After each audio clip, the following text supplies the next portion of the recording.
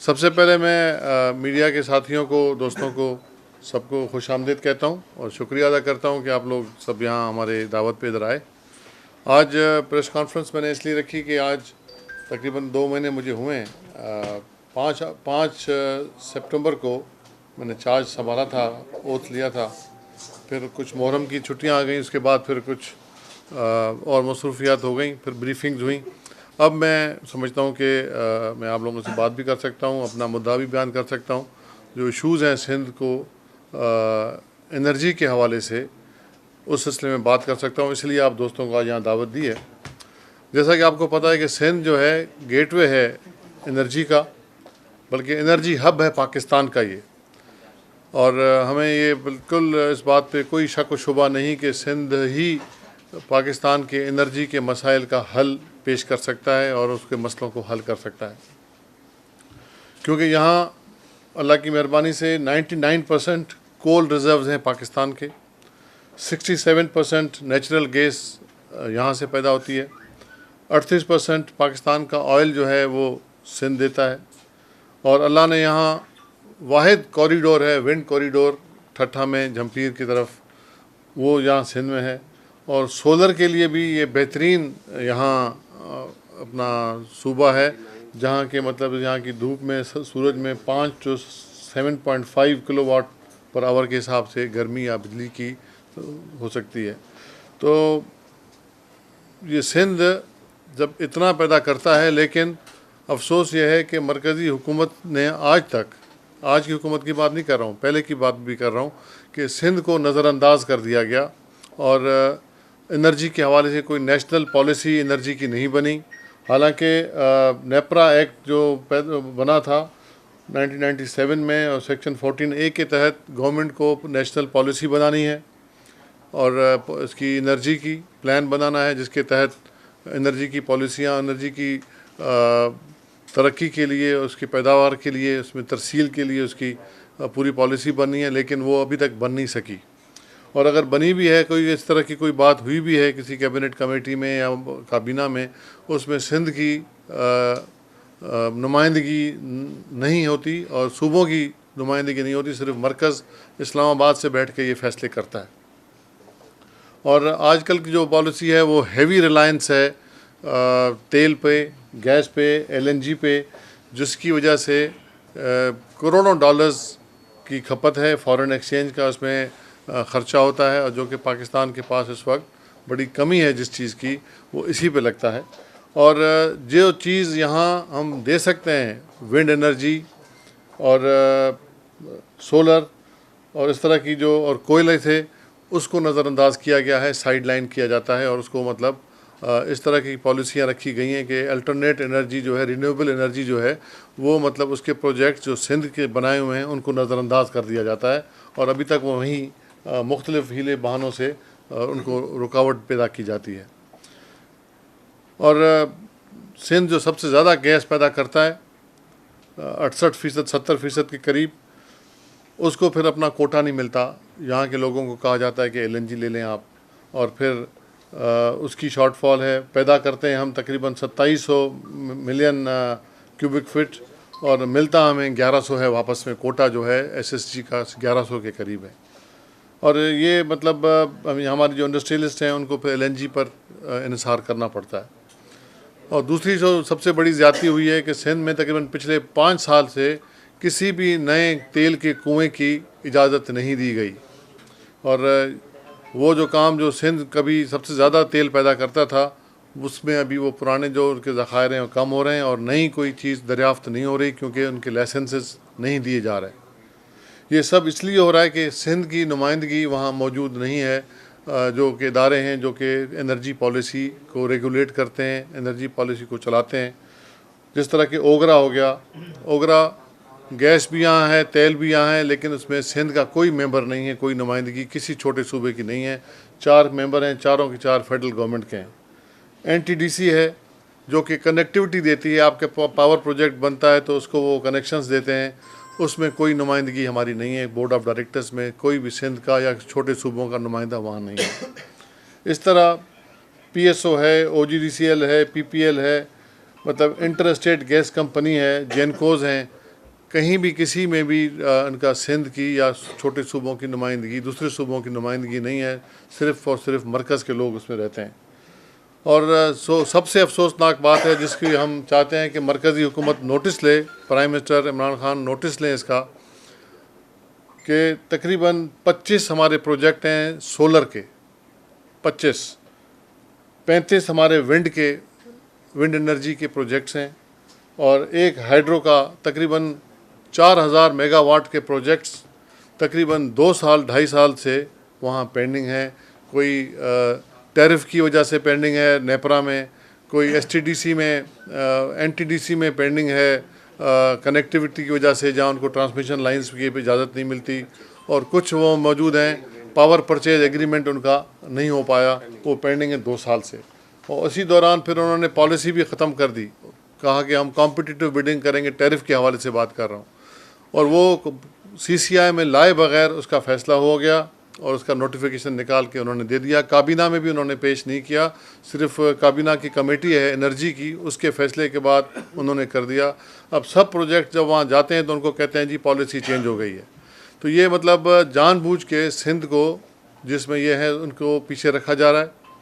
और ये कोई ऑयल माफिया है जो कि वहाँ मतलब मौजूद है, जो कि ये चाहती है कि जो अल्टरनेट एनर्जी, जहाँ से दुनिया के बहुत से मुल्कों में अभी 60-70% तक रिन्यूएबल एनर्जी के प्रोजेक्ट्स आ गए हैं, और मतलब उसके बाद भी हमारे पास नहीं आता।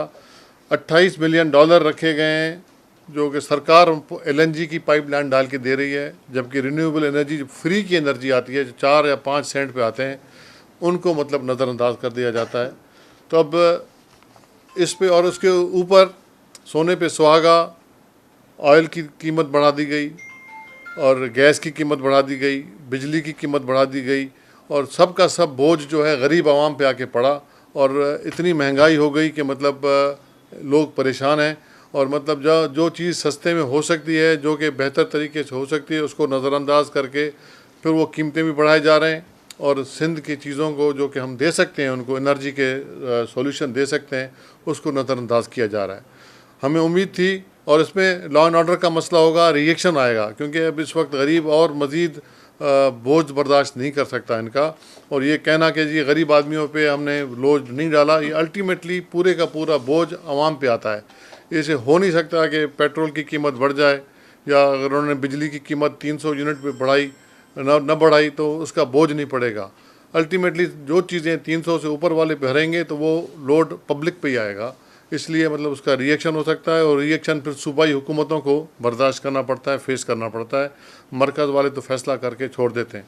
तो मुतालबा करते हैं और उम्मीद रखते हैं इस हुकूमत से कि ये ख़ुद इस तरह की बातें पहले करते रहे हैं। इमरान खान साहब, प्राइम मिनिस्टर साहब हमारे, उनकी पार्टी के लोग आज ख़ुद वो आ गए हैं पावर में, तो हम उनसे मुतालबा करते हैं कि जो हमने आपको बताई मरकज़ी हुकूमत के जो इदारे हैं, जहाँ सूबों की नुमाइंदगी नहीं है, तो वहाँ सूबों की नुमाइंदगी मिले, और जो सिंध के प्रोजेक्ट्स रोके हुए हैं उनको मतलब फौरी तौर पे उनको मतलब मंजूरी उसकी दी जाए, कनेक्टिविटी दी जाए, टैरिफ दिया जाए। हमारा हक है ये।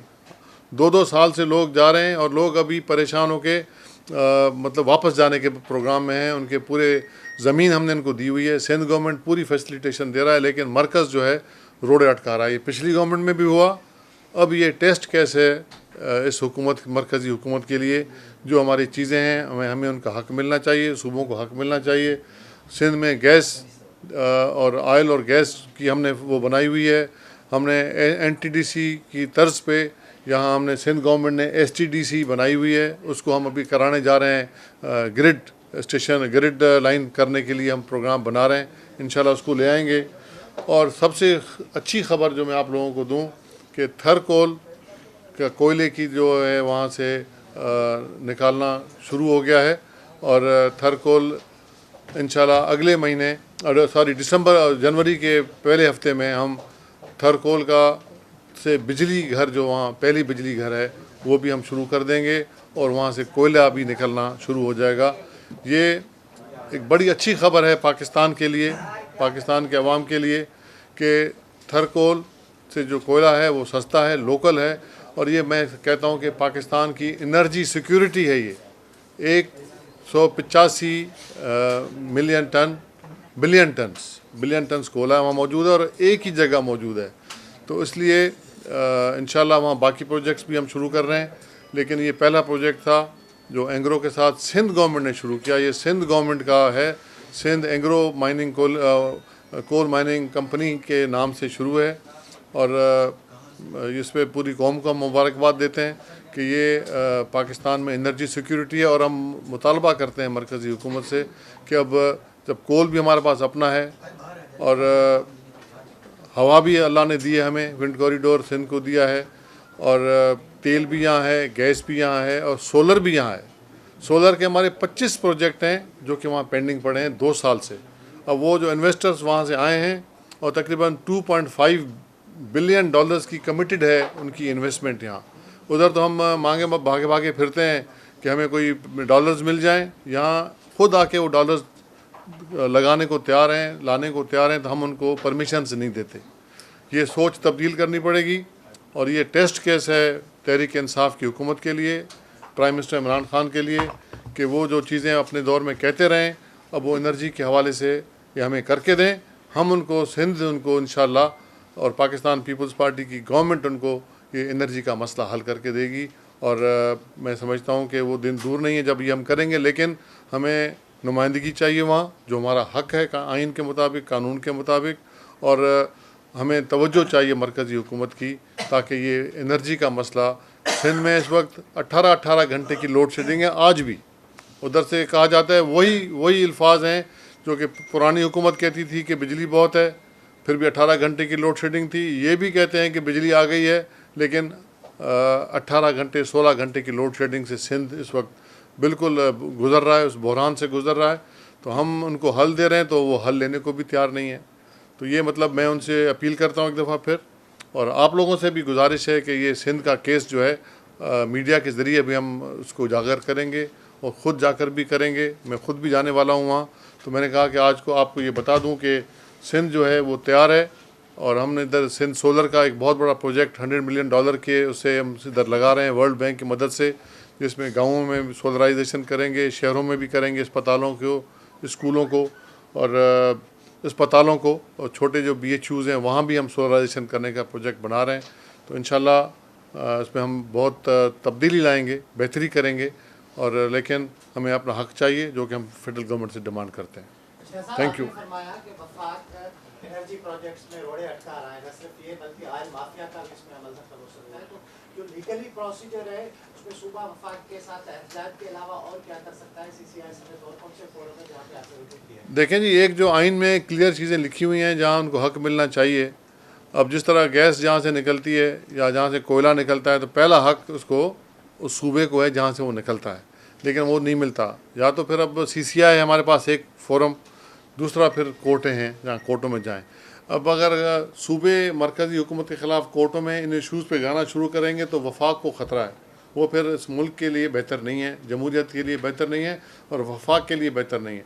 तो एक हुकूमत जो कि पार्टी जो कुछ अर्सा पहले यही मुतालबे करती रही थी, तो अब उनको मौका दिया अल्लाह ने, अगर वो आ गए हैं पावर में तो अब वो हल करें। हम आज ये उस तवज्जुह से, उस हवाले से भी ये पैगाम है उनके लिए कि जो बातें आप कर रहे थे अब वो बातें आप हमें करके दें। हम चीज़ें तैयार करके दे रहे हैं आपको।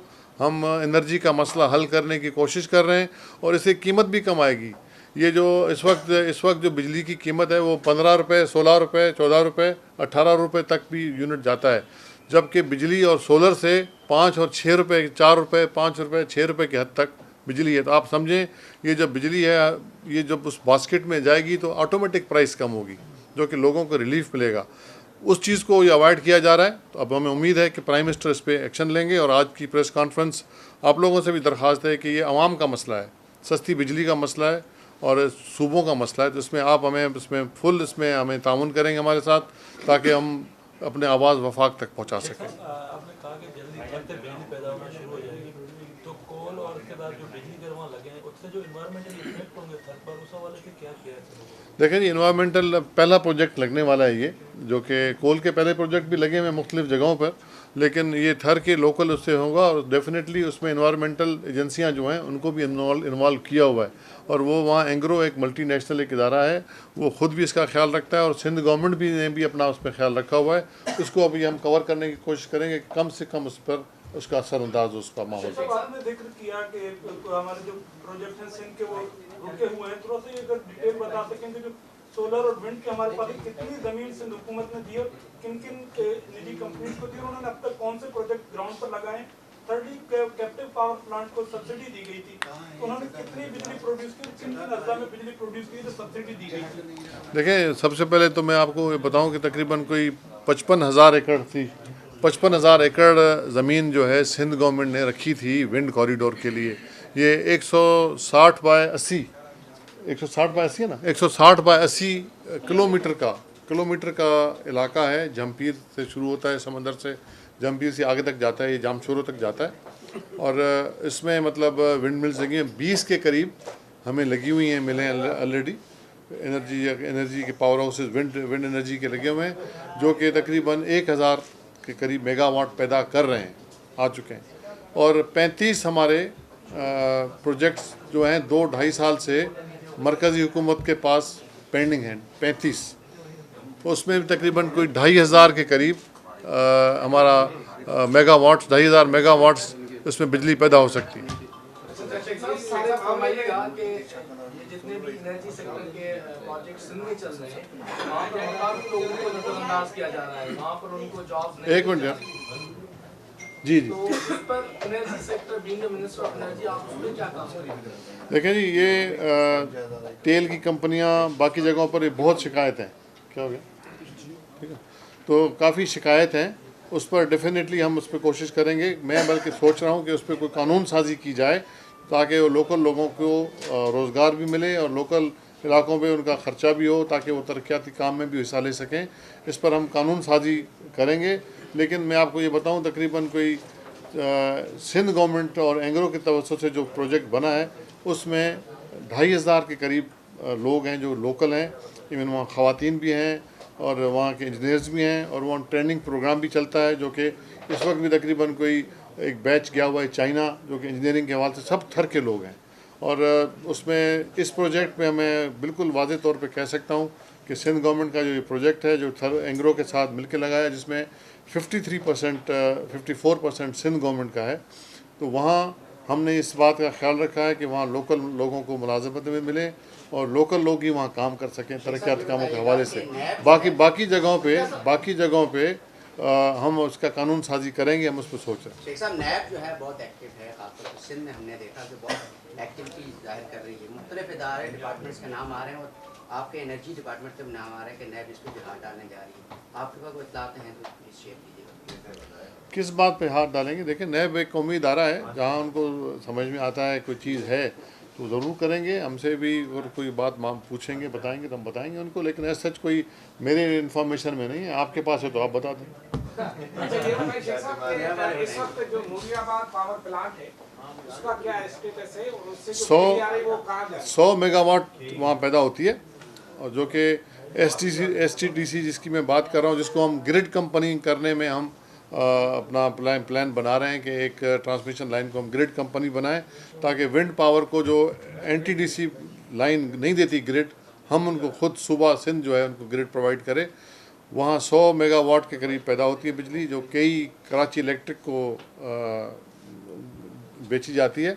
और वो जो है ट्रांसमिशन लाइन भी सिंध गवर्नमेंट का प्रोजेक्ट है, कंपनी है STDC के नाम से, Sindh transmission and dispatch company, वो उधर लेके आती है। और वो सिंध गवर्नमेंट ने पहली कंपनी है जो NTDC वाहिद सूबा है सिंध जो कि उसने कंपनी बनाई है STDC, जो कि NTDC वाला काम करती है सूबे में।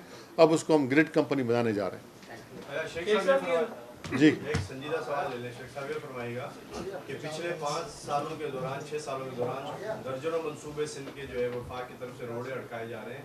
क्या वजह है कि नूरियाबाद पावर प्लांट के लिए जो है जो आवाज़ मौसर आवाज़ सिंध के वज़ीर आला की तरफ से आई थी कि हम वफाक की जो है वो गैस लाइन काट देंगे इन मंसूबों के लिए नहीं आई कोई आवाज़? देखें, सिंध गवर्नमेंट ने, वज़ीर आला ने बहुत पुरजोर तरीके से इसकी CCI में नुमाइंदगी की है, बात की है। तो वहाँ मतलब मरकज़ का रवैया पिछली गवर्नमेंट में बिल्कुल ठीक नहीं था। उन्होंने बिल्कुल भी गैस के अलावा जो थे रिन्यूएबल एनर्जी के जो प्रोजेक्ट्स थे, जिसमें विंड और कोयला और ये था अपना सोलर था, उसको उन्होंने इनकरेज नहीं किया। और जो बाकी जहां वो कर सकते थे थोड़ा बहुत उन्होंने सिंध को दिया, लेकिन जो असल प्रोजेक्ट्स हैं रिन्यूएबल एनर्जी के, उसमें रोड़े अटका है और आज तक वो चीज़ें पेंडिंग हैं। अब इस हुकूमत के लिए, इस पार्टी के लिए, तहरीक इंसाफ के लिए मैं उनको बोलता हूँ ये चैलेंज है, वो उसको कबूल करें और हमें हमारे मसले हल करके दें। शेख साहब, ये कल कोल पावर प्रोजेक्ट की जो है कार्बन इमिशन रिपोर्ट जो है ना, वो सामने नहीं आई, ना वो शेयर की गई, उस पर कुछ काम नहीं हुआ। इस बारे में उस पर हम काम करेंगे, मैं उसमें देखूंगा, मेरे नोटिस में नहीं था। उससे बहुत सारी बीमारियां फैलने का खतरा है। इंशाल्लाह उसको देखेंगे। देखें, कोल के प्रोजेक्ट्स और भी लगे हुए हैं पूरे मुल्क में, पहले भी लगे हुए हैं, ठीक है ना, और यहाँ भी लग रहा है। तो हम अपना भरपूर कोशिश करेंगे, क्योंकि यहाँ मल्टीनेशनल हमारे साथ है, वो ख़ुद भी इस तरह का बहुत ख्याल करते हैं। और सिंध गवर्नमेंट ने भी इस पर अपने डिपार्टमेंट भी बनाए हुए हैं, एजेंसियाँ भी बनाई हुई हैं जो करेंगे, डेफिनेटली करेंगे। मतलब हमें, मतलब इसको छोड़ेंगे नहीं। अगर इस तरह की कोई चीज़ है, ये मैं उसमें और भी तफसील के साथ जाऊँगा। और अगर कोई इसमें चीज़ें जो भी ज़रूरत पड़ेगी, जो इसमें ज़रूरत है, वो भी लगी हुई हैं चीज़ें, उसको कम करने के लिए, और मज़ीद ज़रूरत हुई तो वो भी करेंगे समर मुबारक के खिलाफ कार्रवाई करें। किसकी? डॉक्टर समर मुबारक के खिलाफ 4.5 अरब रुपए सिंध हुकूमत के उन्होंने ज़ाया करवा दिए। गैसिफिकेशन मंसूबा नाकाम हो गया उनकी मेहनत की वजह से। देखें जी, सबसे पहले मैं वजाहत करूं, ये प्रोजेक्ट जो था वो सिंध गवर्नमेंट का नहीं था। सिंध गवर्नमेंट जो फैसिलिटेटर थे ज़मीन देने में, क्योंकि ज़मीन सिंध की है, और उसको चैनलाइज करने के लिए और उनको फैसिलिटेट करने के लिए उस वक्त की फेडरल गवर्नमेंट के कहने पे सिंध गवर्नमेंट ने उनको मतलब मदद की।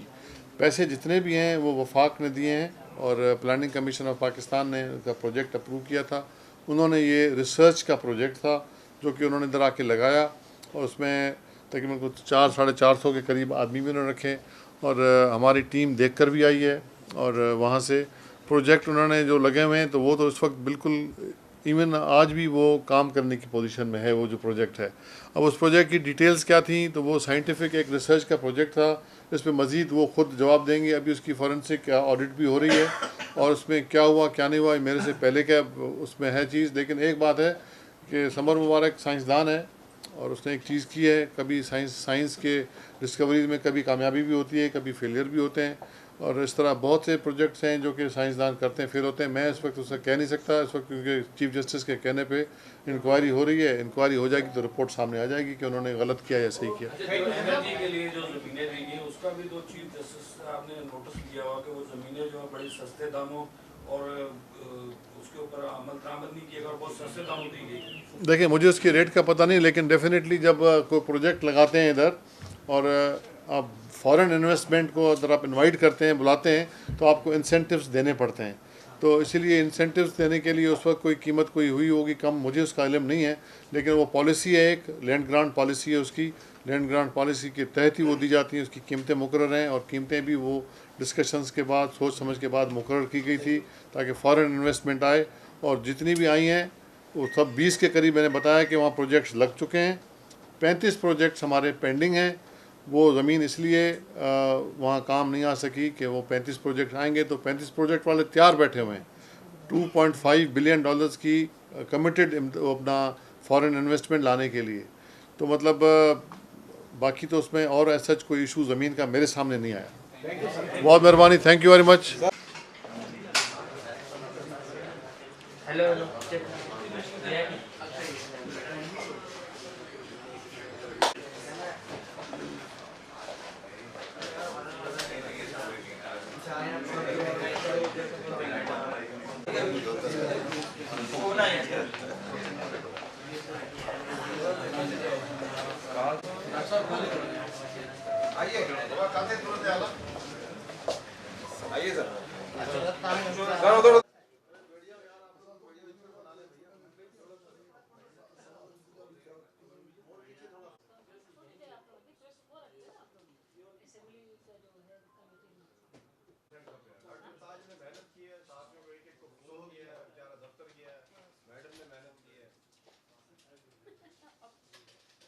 हाल है? ठीक हो? सब खैरियत? सब दोस्त ठीक?